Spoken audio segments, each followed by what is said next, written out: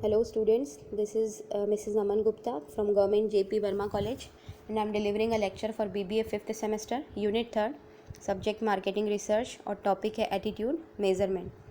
So, Attitude Measurement वास्तव में जो है वो किसी पर्सन की रिएक्शन को किसी को मेज़र करना है किसी पर्टिकुलर सब्जेक्ट से रिलेटेड. जैसे और दूसरे साइकोलॉजिकल मेज़रमेंट होते हैं उसी तरीके से एटीट्यूड ऑफ मेज़रमेंट भी बहुत इम्पॉर्टेंट है. इसके 3 बेसिस होते हैं मीन्स किसी भी पर्सन के एटीट्यूड को मेज़र करने के. तो पहला है interference drawn from the response object, दूसरा है सब्जेक्ट एक्शन और third is subject verbal report. तो सबसे पहला है इसमें क्या होता है कि interference drawn from the response object. इसमें आप किसी भी पर्सन को किसी भी बंदे को जो व्यक्ति है उसको आप एक ऑब्जेक्ट दिखाते हो और उसका जो भी उसने एक्शन किया है, ठीक है, डरा है या फिर खुश हुआ है किसी चीज़ को देख करके, है ना, वो आप नोट कर लेते हो. ठीक है, नोट कर लेते हो या उसको वो कैलकुलेटेड कर लिया जाता है ना. जैसे कि एग्जांपल के लिए आपने किसी को स्नेक दिखाया, ठीक, तो स्नेक देख करके उसका जो भी रिस्पॉन्स हो, वो खुश हुआ या डर गया, है ना, या वहाँ से कई बार वहाँ से हट गया. तो ये सारी चीज़ें उसकी देखना, चेक करना, ऑब्ज़र्व करना, तो ये कहलाता है interference drawn from the response object दिखा करके उसके रिस्पॉन्स को देखना. दूसरा आता है सब्जेक्ट एक्शन. इसमें आप उसके एक्शन को नोट करते हो. जैसे कि एग्जांपल है कि आपने उसके सामने स्नेक को छोड़ दिया, ठीक, लीव कर दिया, मतलब उसके सामने लेफ्ट किया. जो स्नेक उसके पास आ रहा है या स्नेक्स को जो भी स्नेक कर रहा है उसको देख करके वो पर्सन या वो बंदा वो कैसे क्या वहाँ पे क्या एक्टिविटी कर रहा है, क्या बिहेव हो रहा है उसको देख के. तो ये जो है ये क्या है, it is such this is एक तरीके से देखोगे तो अनसर्टेन सिचुएशन. ठीक है, इसमें पता नहीं है कि क्या जो है बंदे का रिएक्शन होगा. तो फिर जो भी उसका होगा वो हम एटीट्यूड को हम कैलकुलेट कर लेंगे. ठीक, फिर उसके बाद आता है आपका, इसमें आप देखोगे ना तो पहले और दूसरे में इसमें ये होगा कि स्नेक को आपने दिखा के उसका रिएक्शन नोट किया और जबकि दूसरे में क्या हुआ, आपने स्नेक को छोड़ दिया. फिर जो भी वहाँ पे एक्शन हो रहा होगा वो आपने उसको आपने कैलकुलेट किया. ठीक है, उस अनसर्टेन सिचुएशन की जो रिएक्शन आई उस पर्सन की. ठीक, फिर थर्ड सब्जेक्ट वर्बल रिपोर्ट में आप देखोगे इसमें रिपोर्ट दे दी जाती है उस पर्सन को किसी भी एक ऑब्जेक्ट से रिलेटेड. ठीक है, जैसे यहाँ पे मैं बताऊँ तो एग्जांपल मैंने सांप का लिया है तो इसकी सांप की रिपोर्ट मैंने दे दी है ना. उसमें से आप कोई उसकी क्वालिटीज़ हैं जैसे कि, है ना, पॉइजनस है या सांप नहीं है, कलर्स क्या क्या है, ये सारी चीज़ें उसमें अपने रिपोर्ट में है. अब उस रिपोर्ट को पढ़ करके फिर उसको देना, वो पढ़ करके फिर उस क्वेश्चन का आंसर जो आप करोगे उससे क्वेश्चन, है ना, तो वो करना उसको, वो आपको आंसर देगा उस क्वेश्चन का. ठीक है, तो है ना, तो उसमें क्या होता है डायरेक्ट क्वेश्चन किया जाता है रिपोर्ट को दे करके किसी भी पर्सन से. ठीक है, तो ये आपके हो गए कि 3 बेसिस कौन कौन से हैं जिससे आप मेज़रमेंट एटीट्यूड जो है वो जिस पर रखते हो. उसके बाद फिर आप देखते हैं कि एक्चुअल में मेथड मेज़रमेंट ऑफ एटीट्यूड के क्या क्या होते हैं. तो यहाँ पे there are 2 methods, the direct method और इनडायरेक्ट मेथड. तो इनडायरेक्ट मेथड जो है हम क्वेश्चन करते हैं डायरेक्टली अपने सब्जेक्ट से. ठीक है, मतलब अब सब्जेक्ट मीन्स पर्सन से, सब्जेक्ट मतलब, ठीक है, क्या उसका रिएक्शन क्या है किसी भी डिफरेंट सिचुएशन या सर्कमस्टेंसेस को लेके. तो जैसे देखोगे तो इसमें हम सीधा उससे सवाल करते हैं ना. तो 2 तरीके हैं इसके डायरेक्ट मेथड के. पहला होता है, एक देखोगे तो पब्लिक पोल ओपिनियन और दूसरा सैम्पल सर्वे. पब्लिक पोल ओपिनियन में क्या होता है, हम पब्लिक की किसी पब्लिक की क्या लेते हैं, ओपिनियन लेते हैं. ठीक है, कि कोई पर्टिकुलर कम्युनिटी की ओपिनियन लेते हैं किसी भी सब्जेक्ट को लेकर के.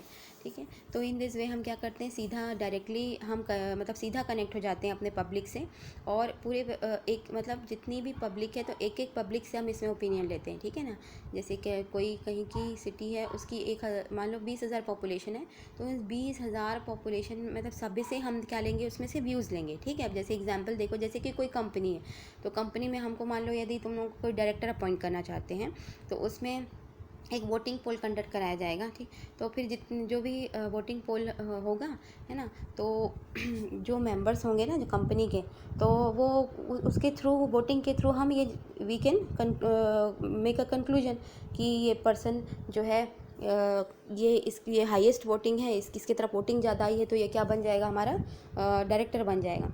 वैसे ही वोटिंग पोल कहलाता है एक। और ये तो डेमोक्रेसी में बहुत ही जो है इजी एग्जांपल है। डेमोक्रेटिक जैसे इंडिया हमारी कंट्री में, तो हम लोग वोटिंग पोल करते हैं अपने प्रेसिडेंट और लीडर को चूज़ करने के लिए, है ना। तो यहाँ पे भी देखो एक मतलब क्या होता है, पूरे पॉपुलेशन में एक एक से हम लोग वोटिंग कराते हैं, है ना।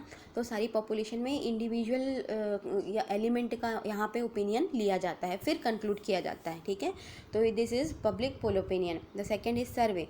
सर्वे क्या है, तो सर्वे में भी सेम, हम इसमें भी सेम पब्लिक ओपिनियन ही लेते हैं और same we give conclusion in these method, but इसमें sampling, but in survey we do this, ठीक है। We may be done by sampling, ठीक है।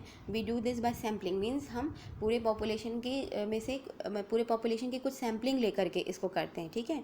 और लार्ज पॉपुलेशन से स्मॉल पीस ऑफ पॉपुलेशन, जैसे हमने मतलब चूज़ कर लिया, मतलब कुछ सैम्पल ले लिया और उनसे फिर हम जो भी ओपिनियन लेंगे तो वही ओपिनियन होगा, मतलब सबकी वही माना जाएगा कि सबका यही मानना है ना।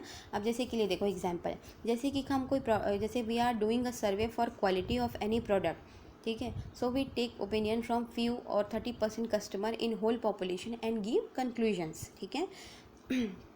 और ये कंक्लूजन होगा इंडिविजुअल कस्टमर्स का, ठीक है।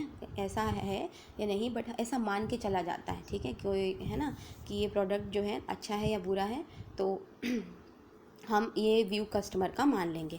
फिर इनडायरेक्ट मेथड देखो दूसरा जो है मेजरमेंट ऑफ एटीट्यूड का। तो इस मेथोडोलॉजी में हम क्या करते हैं, हम अनकॉन्शियस थॉट्स जो हैं क्लाइंट के, वो मेज़र करते हैं, ठीक है।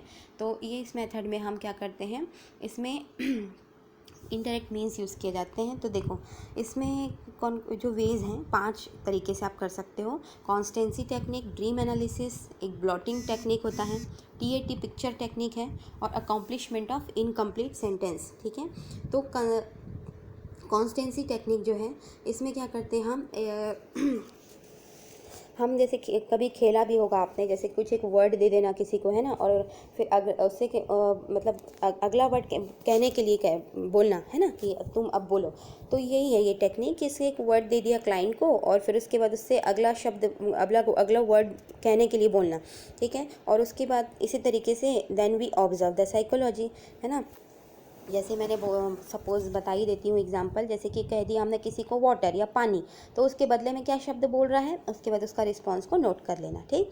तो जो भी आपका रिस्पांस होगा, है ना, on his response basis we can measure his attitude. इसके बेसिस पे हम उसकी जो है साइकोलॉजी, एटीट्यूड को साइकोलॉजिकली मेज़र कर सकते हैं ना, ठीक, कि इस शब्द को बोलने से क्या इमेज इसके माइंड में आ रही है, तो ये पर्सन की थिंकिंग इस रिलेटेड के सब्जेक्ट के बारे में कैसी होगी। देन दूसरा है ड्रीम एनालिसिस। इसमें क्या होता है कि हम ड्रीम साइकोलॉजी को मेज़र करते हैं ना, सीधी सी बात है। इसमें तो मीन्स जो ड्रीम आ रही हैं, जो सपने, जो ड्रीम्स आ रही हैं, ठीक है, किस तरीके की ड्रीम्स आ रही हैं ना। कई देखो कभी मतलब कई बार क्या होता है, हैप्पीली होते हैं कोई पर्सन, तो उनको हैप्पी ड्रीम्स आती हैं। कोई पर्सन जैसे किसी चीज़ से मतलब वो फियर्ड है, वो उनका डरा हुआ सपना आता है, कोई बहुत खुश मिजाज सपने, तो ये उनके ड्रीम के बेस पे जो है ना ये एटीट्यूड को मेज़र किया जाता है, ठीक है। नेक्स्ट देखो ब्लॉटिंग में क्या होता है, हम एक पेपर लेकर के, जैसे सामने वाले पर्सन के एटीट्यूड को जानने के लिए उसमें से इंक से धब्बे बना देते हैं और फिर बोलते हैं कि इसको देख करके क्या इमेज तुम्हारे माइंड में आ रही है, क्या थिंकिंग तुम्हारे माइंड में आ रही है, ठीक है। And watching him that what is imagination and thinking about these strains और इंक, ठीक। तो ये करके हम उसकी जो है इमेजिनेशन पावर, उसकी थिंकिंग, उसका ओपिनियन जो है ना, वो हम क्या कर सकते हैं, ऑब्ज़र्व कर सकते हैं साइकोलॉजी के थ्रू, ठीक है। ये कैलकुलेट कर सकते हैं, तो उसका एटीट्यूड मेज़र हो जाता है। देन है आपका लास्ट TAT पिक्चर, देखो सॉरी फोर्थ है TAT पिक्चर। TAT पिक्चर में क्या करते हैं हम, कोई भी एक मतलब ऐसे लिखवाना उससे कोई टॉपिक देके, ठीक है। और फिर जो उसने ऐसे में जो सेंटेंस डाला है, तो उसको देख करके और हम उसके एटीट्यूड को मेज़र कर सकते हैं, उसको ध्यान रख के जो, ठीक है। तो ये स्टेटमेंट जो है ना, वो क्या करेगा, मतलब वो उसकी थिंकिंग को, सीधी सी बात है, उसे रिफ्लेक्ट करेगा उसकी थिंकिंग को, वो किस तरीके से थिंक करता है, उसकी सोचने की शक्ति कैसी है, वो कैसा उसके जो ओपिनियन कैसे आते हैं, तो ये जो है कि this is the reflection of attitude of the person, है ना, जो भी ऐसे वो लिख रहा है, किस तरीके से वो लिख रहा है, ठीक है।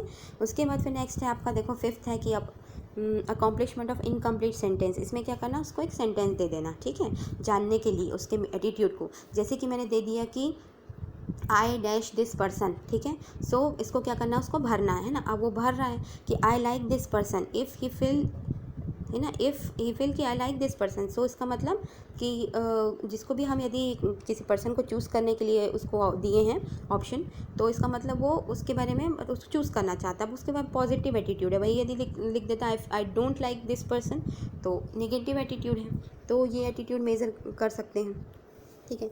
अब देखो इसी तरीके से साइकोलॉजिकल रिएक्शन टेक्निक है एटीट्यूड को मेज़र करने की। इसमें बहुत ही सिंपल है।